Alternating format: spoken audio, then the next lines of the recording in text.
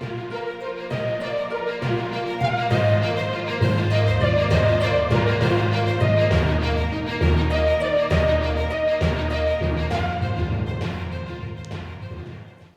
दोस्तों, जैसा कि आप सब जानते हैं, शख्सियत के इस कार्यक्रम में हम आपकी हर एपिसोड में मुलाकात कराते हैं शहर की एक नई शख्सियत से। आज के इस एपिसोड में हम आपकी मुलाकात जिस शख्सियत से कराने जा रहे हैं वो किसी परिचय का मोहताज नहीं है। आज की शख्सियत हैं डॉक्टर आरती लाल चंदानी जी, जो कि प्रिंसिपल हैं कानपुर मेडिकल कॉलेज में।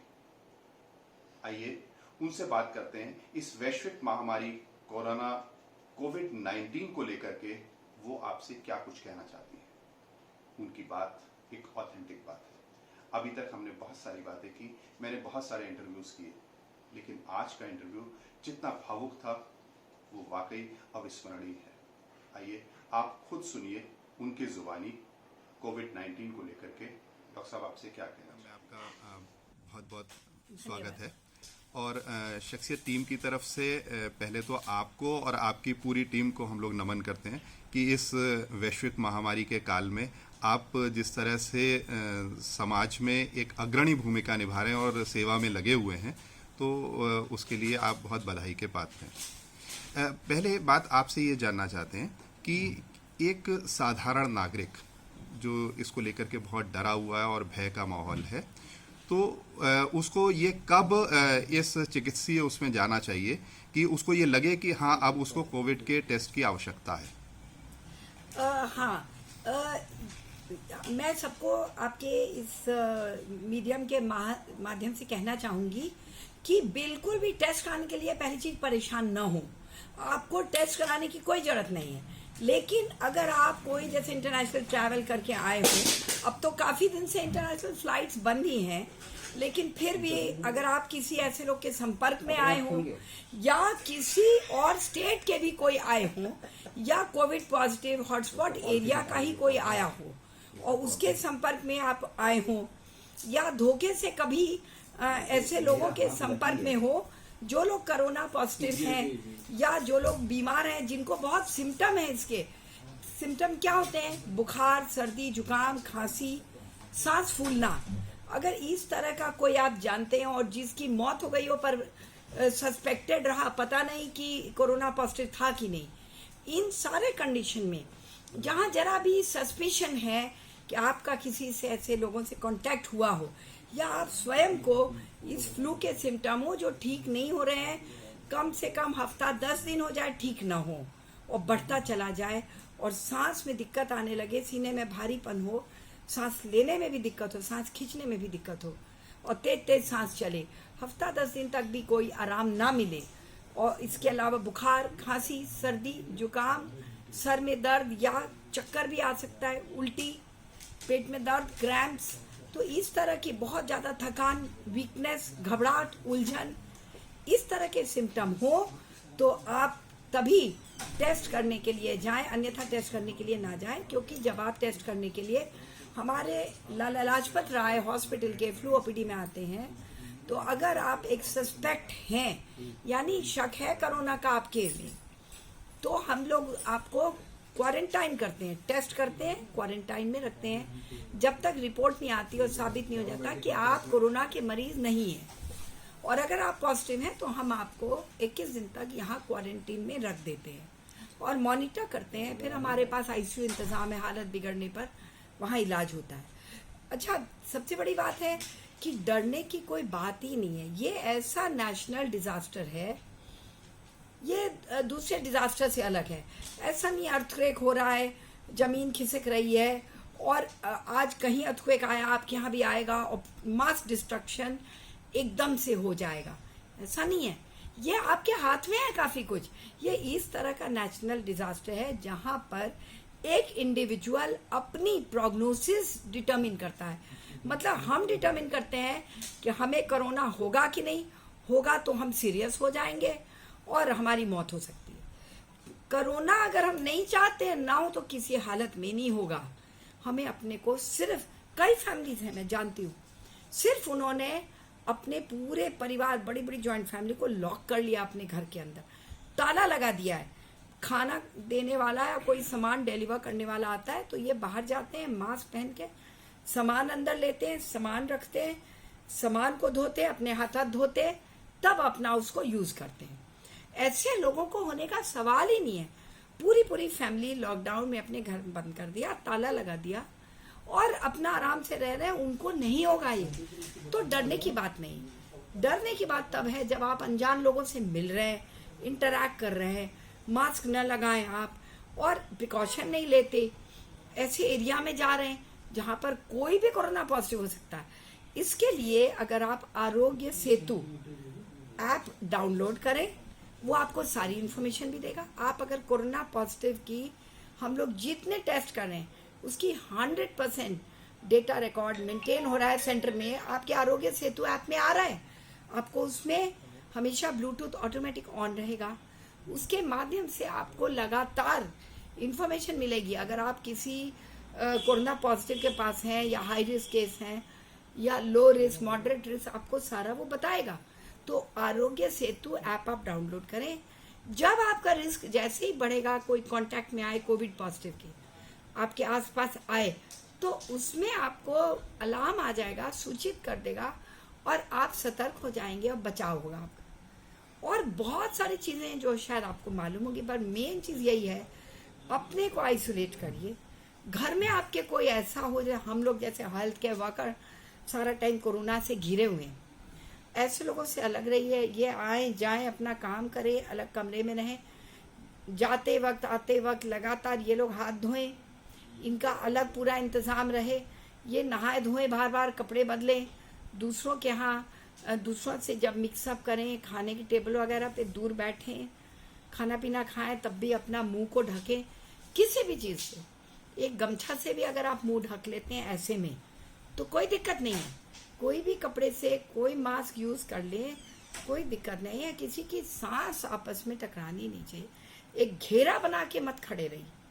जैसा मैंने पहले भी एक यूट्यूब रिलीज किया है, सब लोग तिरछा देखने की कोशिश करें, 45 डिग्रीज में सर रखें, हर जना अपने राइट 45 रखें। जब अगर आप इस तरह इंटरमिंगल करें, सब लोग एक दूसरे की सांस मिक्स हो रही है, तो कई मीटर तक, 3-3 मीटर तक ये वायरस हवा में मिल सकता है, ड्रॉपलेट में मिल सकता है, सरवाइव भी कर सकता है। तो इस तरह घेरे में नहीं, अगल बगल भी खड़े रहें तो आप सब पैरेलल डायरेक्शन में देखिए, आपने सामने न फेस करें एक दूसरे को, तो कोरोना का सवाल नहीं है।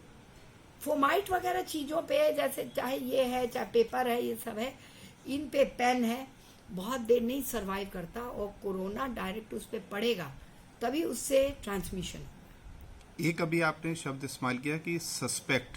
अब जो एक आम नागरिक है जो मेडिकली जिसका कोई ज्ञान नहीं है, वो अपने आप को उसको अगर थोड़ा सा खांसी आने लगती है या बुखार होने लगता है तो वो अपने आप को सस्पेक्ट मानने लगता है। तो इस सस्पेक्ट को कैसे डिफाइन किया जा सकता है? देखिए, ये कोरोना वायरस है, ये ह्यूमन टू ह्यूमन ही आएगा। हो सकता है इसके ओरिजिन में कहा गया है ना कि वो भी गलत हुआ कि कोई जानवरों से, चिंपैंजी, स्नेक, फ्रॉग वगैरह से ये ह्यूमन में आया, फिर कुछ म्यूटेशन हुआ, इनके जीन्स के जीनोम्स में, स्ट्रक्चर में परिवर्तन आया और ये ह्यूमन में इतना सीरियस इन्फेक्शन करके इवन डेथ का कॉज करता है। लेकिन आपके पास जो अब आएगा तो वो और कहीं से नहीं आएगा, जब आपके हवा में नहीं है, पर्सन टू पर्सन ही आएगा।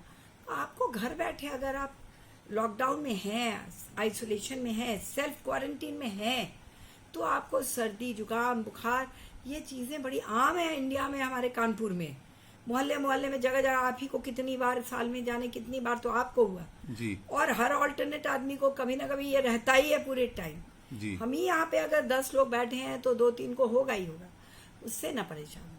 अगर आप ईमानदारी से सेल्फ आइसोलेशन में, क्वारंटीन में है, ये नहीं बाजार जा रहे हैं सामान लेने, यहाँ वहाँ घूम रहे हैं, घर का एक आदमी जाए आए पूरे प्रिकॉशन के साथ, या आपको तो अभी डोर टू डोर डिलीवरी हो रही है, सब जगह हो रही है डोर टू डोर डिलीवरी।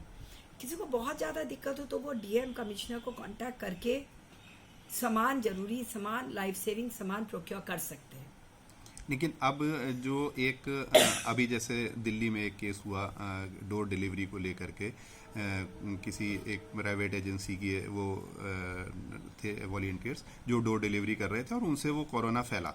अब लोगों में एक भय का माहौल है कि घर पर गली में जो एक सब्जी बेचने वाला आ रहा है या फल बेचने वाला आ रहा है, उस सब्जी के माध्यम से या उस फल के माध्यम से तो वो उसको लेते समय उस पर क्या प्रिकॉशन ले जिससे कि उस सब्जी को खाने में उसे डर ना हो। बहुत दूर खड़े रहिए एक तो सब्जी वालों से। जी। फल वगैरह पे ऑर्डिनरीली नहीं होता कोरोना, लेकिन फिर भी आप फल उठाइए, ग्लव्स पहनने की जरूरत नहीं है। फल उठाइए, अंदर ले जाइए, धोइए, फल धोइए, हाथ धोइए, फिर फल धोइए, फल धो के एक बार फिर फल धो लीजिए, तब उसको यूज करें। इसी तरह सब्जी के लिए और भी आर्टिकल्स को आप वाइप कर दें, कोई भी सैनिटाइजर से या स्पिरिट से या अल्कोहल से थोड़ा वाइप कर दें, कोई दिक्कत नहीं। जो वॉशेबल चीज है वॉश कर लीजिए, वॉश कर ले। वॉश करने सोप से अच्छा कोई कोरोना को रिमूव करने वाली सब्सटेंस नहीं। लेकिन अब सब्जी जैसी चीज है तो उसको सोप से धो लेने में कोई दिक्कत तो नहीं है? गर्म पानी में डाल दीजिए। गर्म पानी में डाल। एक बात जो मैं आपके मुंह से सुनना चाहता हूँ, एक ऑथेंटिक रिपोर्ट कानपुर में जैसे बहुत अफवाहें फैल रही हैं, आज सब 15 मरीज वहाँ मिल गए, आज 10 मरीज वहाँ मिल गए, अभी तक कानपुर में टोटल जो पॉजिटिव पेशेंट्स हैं उनकी संख्या कितनी है? देखा जाए तो हमारे यहाँ एक पॉजिटिव हुआ था, लेकिन बाकी सब अब तो ये जमात वाले हैं जी, और ये तो आपस में भी फैला रहे हैं।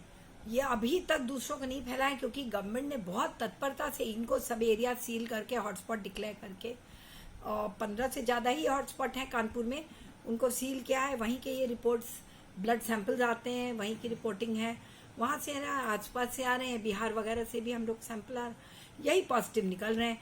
इनके कांटेक्ट में आना अवॉइड करें, हर हालत में आप ये जमातियों के कांटेक्ट में ना आए। हमारे यहाँ तो अभी शायद 40-42 और आ गए, 50-60 भर्ती हो गए होंगे अब तक, लेकिन और अभी होंगे एट दिस टाइम 57 इस टाइम हमारे यहाँ हैं। लेकिन हम लोग तो बहुत ज़्यादा प्रिकॉशन लेते हैं। हम तो कार रोबोट यूज़ कर रहे हैं, सामान उसमें डालते हैं, उसको रिमोट कंट्रोल कार है, उसी से डिलीवरी करते हैं, वो कार लौट के आती है, बच्चों वाली कार जो है जी। उसको एज ए रोबोट यूज़ कर रहे हैं। जो बेस्ट तरीका वर्ल्ड में कोई रोबोट इतना अच्छा नहीं है। बाकी वो जो एंड्रॉयड रोबोट्स बनाए 2-2 ट्रे लेके चल रहे हैं वो जी। हमारे में तो आप 25-30 किलो सामान कार के अंदर डाल दीजिए, इतना स्टेबल, इतना बढ़िया मैन्यूवरेबिलिटी है और बहुत लो सेंटर ऑफ ग्रेविटी है। तो ये चीज हर जना यूज करे, आपको जाने की जरूरत नहीं है मरीजों के सामने। ये बहुत इनके आसपास बहुत खतरा है। अब तो कानपुर मेडिकल कॉलेज में भी टेस्टिंग शुरू हो गई है पिछले 3-4 दिन से, अपने यहाँ पर भी हो रही है। तो यहाँ पर हमारी कितनी कैपेसिटी है, हम लोग रोज कितने टेस्ट कर सकते हैं? अभी हम बहुत ज्यादा स्ट्रेन के साथ 150 रोज कर पाते हैं, 24 घंटा लोग काम करते हैं और ये बहुत टायरिंग होता है, बहुत इसमें डेडिकेशन चाहिए, मैन पावर चाहिए। तो हम बहुत मुश्किल पर कुछ ऑटोमेटेड सिस्टम्स ले आएंगे, जैसे ऑटोमेटिक न्यूक्लिक एसिड एक्सट्रैक्टर वगैरह 1-2 दिन में आ जाए तो भी 150 ही कर पाएंगे, सहजता से कर पाएंगे। पर ये बहुत हमारे लिए स्ट्रेनुअस है। 150 हम रोज कर रहे हैं, बढ़ाने की कोशिश करेंगे। सरकार भी इस मामले को लेकर के बहुत सेंसिटिव है, रोज नए नए ऐलान सरकार की तरफ से किए जा रहे हैं, लोगों को मदद भी पहुंचाई जा रही है, मेडिकल सहायता भी मुझे जहां तक जानकारी है बहुत अच्छी दी जा रही है। आपको क्या लगता है कि मेडिकल सहायता देने में कोई कमी आपको महसूस हो रही है? मैं सोचती हूँ सरकार ने कमाल कर दिया। दुनिया में कहीं भी इस तरह से पूरा मशीनरी एंगेज नहीं किया, इतना मैन पावर, ह्यूमन रिसोर्सेज और इतना नॉलेज, स्किल इम्पार्ट करना, जो हमारे माननीय प्रधानमंत्री जी मोदी जी जो कहते थे ना, स्किल डेवलपमेंट, कमाल कर दिया है। मतलब एक हफ्ते में करोड़ों लोगों को ट्रेन किया अपनी स्पीच द्वारा, अपने एक स्पीच में कितनी नॉलेज दे गए और इतनी ट्रेनिंग स्कीम्स चला दी इंटरनेट से। और उन्होंने ये डिजिटल इंडिया जो पहले ही कन्वर्ट कर दिया हम लोगों को बहुत तेजी से। जैसे ही बीजेपी पावर में आई थी उसके पहले और बाद में जमीन आसमान का अंतर था। अब बच्चा अगर यूज कर रहा है, सब मजाक उड़ाते थे, स्मार्टफोन लिए हुए हैं, ऐप डाउनलोड कर रहे हैं, ये सब कर रहे हैं, सब हंसी मजाक करते थे कि ये फोन कैसे यूज करेंगे, किस तरह डिजिटल ट्रांजैक्शन करेंगे। अब आप बताइए, अगर ये नहीं होता तो सारी ट्रेनिंग इसी माध्यम से, सारा पैसा, सारी खरीदारी, सारा एक नॉलेज का इंटरचेंज, सबको एडुकेट करना, सबके पास ये संदेशा, even quarantine, self isolation, social distancing किस तरह होता है, ये तो सब मोबाइल से हो रहा है। तो ये डिजिटलाइजेशन जो सब लोग कहते थे हमारे जनता अनपढ़ है, कैसे उनके ये मोदी जी पे हंसते थे, कैसी बात कर रहे हैं। यहाँ तो सब एजुकेटेड नहीं है, क्लास 5 का एजुकेशन नहीं है, अब एजुकेशन 0 है। जो हमारे यहाँ भी घर में कोई काम कर रहे होंगे, हमारे यहाँ पे क्लास 4 हैं, उनको वो स्कूल कभी गए नहीं, क्लास 5 तक भी पास नहीं किया, लेकिन वो फोन शायद हमसे अच्छा यूज कर रहे हैं जी। और स्मार्टफोन। इस वजह से ही हम दुनिया में सबसे अच्छे हैं इस पे जीत पाने के लिए। और पूरी मशीनरी मोबिलाइज हुई हमारे यहाँ, पूरा नो हाउ के साथ पूरा इंफ्रास्ट्रक्चर ट्रांसफर हो रहा है ये मोबाइल के थ्रू, ये डिजिटल मेथड से पूरा हो रहा है। और हम लोगों को हम तो बहुत किस्मत के वाले हैं, हम लोग यूपी उत्तर प्रदेश में जो हैं कि हमारे जो माननीय चीफ मिनिस्टर हैं, जो हम लोगों को लगातार हफ्ते में 3-4 दिन डायरेक्ट वीडियो कॉन्फ्रेंसिंग से एड्रेस कर रहे हैं। सब डिजिटलाइज, पहले कहाँ होता था जी। वो वीडियो कॉन्फ्रेंसिंग से हमारी मीटिंग्स चल रही है सबसे, प्रमुख सचिव से लेकर हमारे प्रमुख सचिव हैं चिकित्सा शिक्षा, वो हम लोग को डायरेक्ट एड्रेस कर रहे हैं डेली। और 24 घंटे में आप बिलीव नहीं करेंगे 22 घंटा वो हमसे ये व्हाट्सएप पे हम लोगों से कम्युनिकेट कर रहे हैं 51 मेडिकल कॉलेजेस प्रिंसिपल से। आज के तारीख में 51 मेडिकल कॉलेजेस है उत्तर प्रदेश में, बहुत बड़ी बात है। और ये अभी हुआ हाल में, पहले हमारे पास 18 ही मुश्किल से थे, आज के तारीख में 51 है। हर मेडिकल कॉलेज कोविड सेंटर बन गया, हर एक के पास कोविड हॉस्पिटल है। ये ना होता तो भयावह स्थिति होती। और हमारे योगी जी जब कम्युनिकेट करते हैं हम लोगों से, एक ही चीज कहते हैं कि आप लोग इस बीमारी से लड़िए, एक भी मौत ना होने पाए, एक एक जान कीमती है, उसके लिए आपको जो रिसोर्सेज चाहिए, फाइनेंस की तो बिल्कुल चिंता ही मत करिए, ह्यूज फाइनेंस पोर इन किया, लेकिन बहुत उसको ईमानदारी से, बहुत प्रोटोकॉल से, बहुत उसको एक उसके ऑडिट डिटेल से, ट्रांसपेरेंसी से यूज करना। उसके लिए भी किस तरह से वो भी डिवाइस हुआ, सब डिजिटलाइजेशन नहीं होता तो वो पैसे में इतना आपको मालूम है कई बार मानव आपदा के टाइम में लोग बस लूटपाट मचा देते थे जी। और उसको एक वो दौरान जो जितना कमा ले, खास करके जिनके थ्रू ये पैसा डिस्ट्रीब्यूट हो या पास हो, अभी कोई, मैं नहीं समझती कोई 1 रुपया भी गड़बड़ कर सकता है इसमें। जिस तरह से ये डिसबर्समेंट हो रहा है, स्वयं जब मुख्यमंत्री सुपरवाइज कर रहे हैं और कोई ऐसा करेगा तो उसको सख्त से सख्त सजा मिलेगी। तो यहाँ पर जो करप्शन दूर किया गवर्नमेंट ने, ये अब ये कोविड का जब एपिडेमिक डिजास्टर आ गया तब पता लग रहा है कि अगर ये इस टाइम अगर करप्शन होता, इलिटरेसी होती, डिजिटल इलिटरेसी होती, इलेक्ट्रॉनिक, डिजिटल, टेक्नोलॉजिकल, ये होती तो हम लोग बहुत लार्ज नंबर्स में डेथ हो जाता। ये बहुत बड़ी बात है और ये छोटी बात नहीं है, क्योंकि इससे क्या है, छोटे माइक्रो लेवल पे भी, मेगा से लेकर माइक्रो लेवल पे जो ऑफिसेस फंक्शन कर रहे हैं, जो हमारे डेस्क फंक्शन कर रहे हैं, फॉर एग्जांपल इस मेडिकल कॉलेज के भी, हम ही यहाँ बैठ के हम पूरा मैनेज कर रहे हैं। हम पूरा अस्पताल, हमारे करीब 8 एसोसिएटेड हॉस्पिटल हैं, 2 इंस्टीट्यूट एसोसिएटेड है और हमारे यहाँ पर कम से कम 26 डिपार्टमेंट हैं। हमारे यहाँ पे करीब 2200-2300 स्टूडेंट हैं यूजी पीजी, जिनके हम टीचिंग भी जारी रख रहे हैं। हमने, आप ये सोचिए, हमने पीजी एडमिशन कर लिए, जो पीजी में सिलेक्ट हुए, एग्जाम हो चुके थे, पीजी में सिलेक्ट हो गए। जो इंटर्नशिप के एग्जाम हुए, हमने रिजल्ट डिक्लेयर किया, बाद में रिजल्ट डिक्लेयर करके उनकी ऑनलाइन ज्वाइनिंग, इंटर्नशिप शुरू करा दी। कितनी बड़ी बात है, उनका इंटर्नशिप शुरू करने का बहुत लंबा प्रोसेस होता है। उनका डिजिटल रजिस्ट्रेशन हुआ मेडिकल काउंसिल ऑफ इंडिया में, इंटर्नशिप शुरू हो गई, क्लासेस हो गई ऑनलाइन, और अभी एग्जाम्स भी हम लोग ऑनलाइन करा देंगे, ज़्यादा देर होगी। उनकी टीचिंग चल रही है, उनकी वीडियो टीचिंग से क्लिनिकल टीचिंग्स भी हो रही है। अगर वो कहे कि नहीं आप तो थियरी पढ़ा रहे हैं, नहीं, हम ऑनलाइन टीचिंग भी कर रहे हैं और क्लिनिकल टीचिंग्स भी कर रहे हैं। और इसी तरह हम लोग डिफरेंट ऐप यूज़ करके हम अपने से जो ज़्यादा एडवांस इंस्टीट्यूट हों, जो इसमें थोड़ा लीड ले चुके हों, तो SGPGI है, RML इंस्टीट्यूट, KGMC है, हम उनसे भी ट्रेनिंग ले रहे हैं थ्रू वीडियो कॉन्फ्रेंसिंग या डिफरेंट ऐप्स यूज़ करके। हम ICMR से, निर्माण भवन से, directorate of health and research से कनेक्टेड हैं, connected on A daily minute to minute basis हम कनेक्टेड हैं। कितनी वंडरफुल चीज़ है। और जितना हम लोग मोबाइल फ़ोन और एप्स और ये व्हाट्सएप, सोशल मीडिया, ये सब यूज़ कर रहे हैं, इंडिया में वर्ल्ड के कोई कंट्री नहीं यूज़ कर रही है।